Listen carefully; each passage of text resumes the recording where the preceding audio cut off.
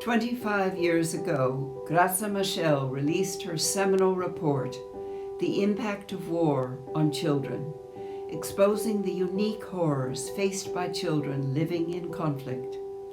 Based on 3 years of extensive research at the request of the United Nations and with support from UNICEF, Machel's report revealed the extent of grievous rights violations committed against children.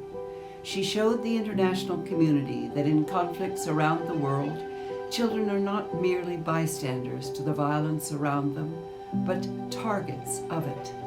Her words ring as true today as they did then. There are few further depths to which humanity can sink. This report and this reality sparked global outrage, but also action. It catalyzed a UN agenda on children and armed conflict with the creation of the Office of the Special Representative of the Secretary General for Children and Armed Conflict and new tools to better protect conflict-affected children.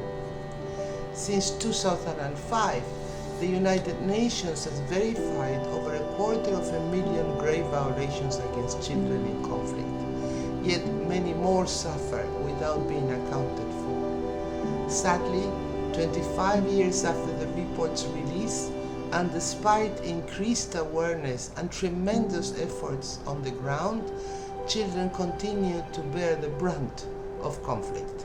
Every day, children are being killed and maimed, recruited and used as soldiers, subjected to sexual violence, abducted, their schools and hospitals attacked. Every day, children and their communities are denied life-saving humanitarian assistance. Each of these violations represents an individual child who has had to bear more fear, pain, distress, and loss than any of us should confront in a lifetime. And these violations are happening in direct contravention to the international laws that exist to protect children.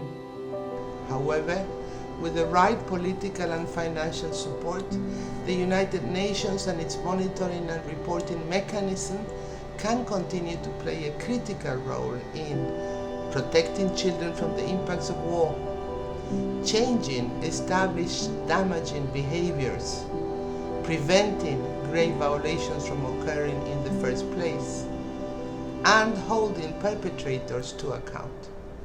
So today, 25 years on from Graça Machel's report, we are asking you to join us in calling for the full adherence to international humanitarian and human rights law by all parties to conflict, governments and armed groups alike.